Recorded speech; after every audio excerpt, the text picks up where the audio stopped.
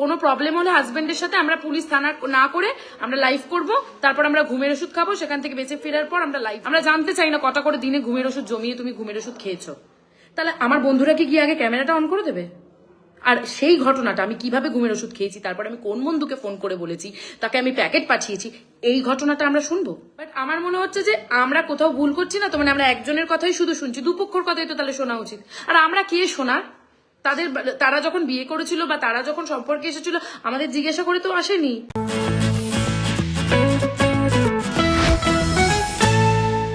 অনেকে জাজ করবে আমাকে এটা নিয়ে, অনেকে বাজে কথা বলবে, যুক্তি দেখাবে, কিন্তু যারা যুক্তি দেখাবেন তারা ওয়েলকাম। আমি সত্যি জানতে চাই, আমি যদি ভুল হই কোনো জায়গায়। আমি একটা বিষয় নিয়ে কথা বলছি, যেই বিষয়টা নিয়ে কথা বলবো সেটা নিয়ে এখন চারিদিকে সরগরম একটা ব্যাপার আর কি।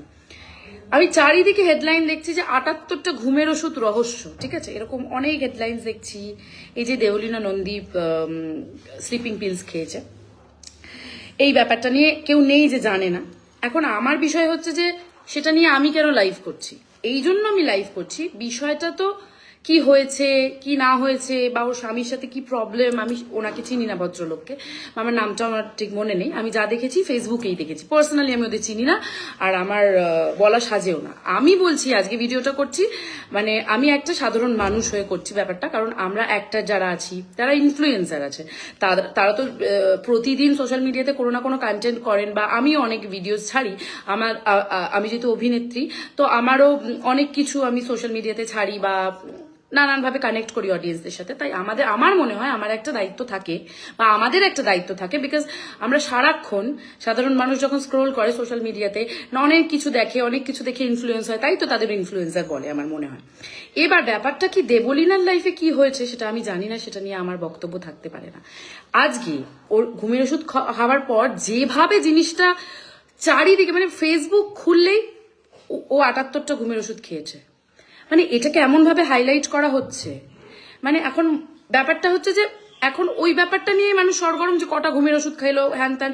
এবার আমার মেয়েও বড় হচ্ছে, অনেকের বাচ্চারা সারাক্ষণ সোশ্যাল মিডিয়া দেখে, তার মানে তাদের কাছে কি বার্তা যাচ্ছে যে কারোর সাথে কোনো অশান্তি হলে, ঝগড়া হলে বা হোয়াট এভার কোনো কিছু অন্যায় হলে ঘুমের ওষুধ খেয়ে নেওয়াটা কি সলিউশন? এবার অনেকে বলতে পারে যে আপনি কি করে জানলেন যে তার কি অবস্থা হয়েছিল, তাকে বাধ্য করা হয়েছে ঘুমের ওষুধ খেতে? হয়তো হতেই পারে, আমি তো সেই সিচুয়েশনে ছিলাম না, তো আমি আগে থেকে কথাটা বলতে পারি না। কিন্তু আজকে এই জিনিসটাকে হাইলাইট করা কি ঠিক হচ্ছে? সে কতটা ঘুমের ওষুধ খেয়েছে, কতদিন ধরে ঘুমের ওষুধগুলো জমিয়েছে সে। আজকে তো এইটাও বার্তা যাচ্ছে সমাজে যে কোনো প্রবলেম হলে আমরা আইনের কাছে যাব না, আমাদের দেশে কোনো আইন ব্যবস্থা নেই, আমাদের কোনো ল নেই, আমাদের মেন্টাল প্রবলেম, মানে মেন্টালি আমরা যদি আনস্টেবল মনে করি আমরা কাউন্সিলরের কাছে যাব না, আমরা সোজা ঘুমের ওষুধ খেয়ে নেবো। এটাই কি? আচ্ছা, মানলাম ওর মেন্টাল কন্ডিশন ঠিক ছিল না, ও জানে না ও করে ফেলেছে, ঘুমের ওষুধ খেয়েছে, ফাইন। তার পরের দিন সে হসপিটালে বসে তার বন্ধুরা তারা কি করে ব্লগ বানাতে পারে? তাকে তো কাউন্সিলিং করানো দরকার যে ঘুমের ওষুধটা খেয়ে ফেলেছে, বা এই জিনিসটাকে সলিউশন করা দরকার, বা পুলিশের কাছে যাওয়ার দরকার, বা লয়ের দ্বারস্থ হওয়া দরকার। তাহলে আমরা সেই কাদা ছোড়াছুড়িটা কেন দেখছি? সলিউশন গুলো কেন হচ্ছে না?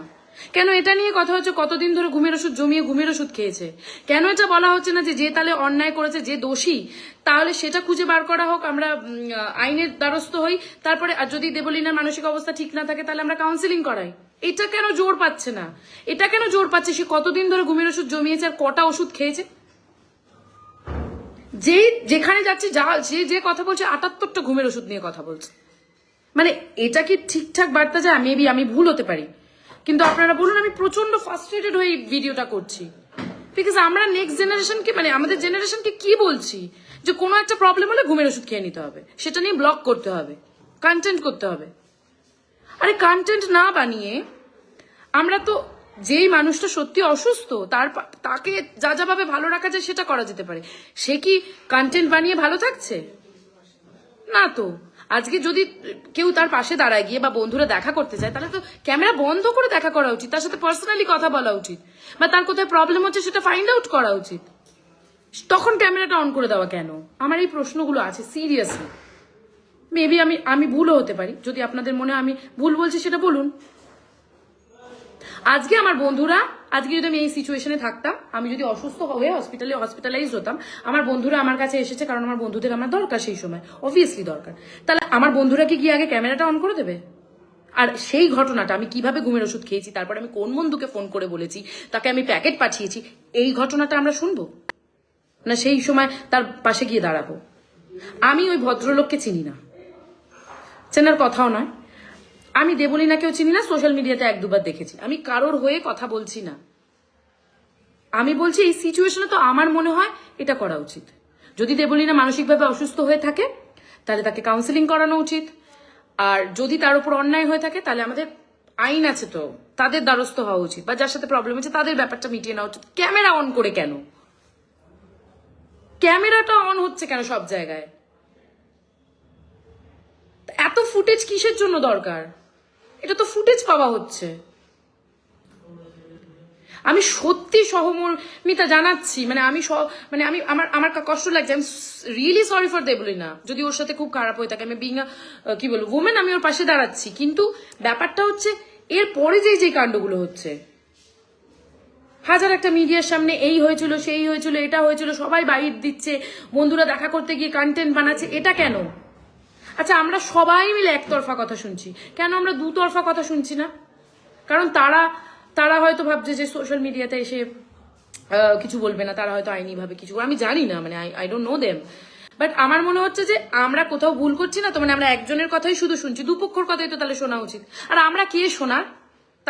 তারা যখন বিয়ে করেছিল বা তারা যখন সম্পর্কে এসেছিল আমাদের জিজ্ঞাসা করে তো আসেনি। তাহলে আজকে যখন সম্পর্কটা ভেঙে যাচ্ছে তাহলে কেন তারা আমাদেরকে জানাচ্ছে? তাহলে তারা নিজেদের মধ্যে কেন রাখছেন না ব্যাপারটা? আজকে আমরা একজনকে সাপোর্ট করতে গিয়ে আরেকজনকে সুইসাইড করার জন্য ঠেলে দিচ্ছি না তো? আমরা তো সেই ছেলেটা, সেই ভদ্রলোকের মানে ঘটনাটা জানতেই চাইছি না, যে তার সাথে কি হয়েছে, তার কি হয়েছে আলটিমেটলি। আর আমাদের জানার কথাও নয়, আইন আছে, পুলিশ আছে, তারা জেনে নেবে। আমাদের মানে লোকের পার্সোনাল ম্যাটারে ঢুকবো কেন আমরা?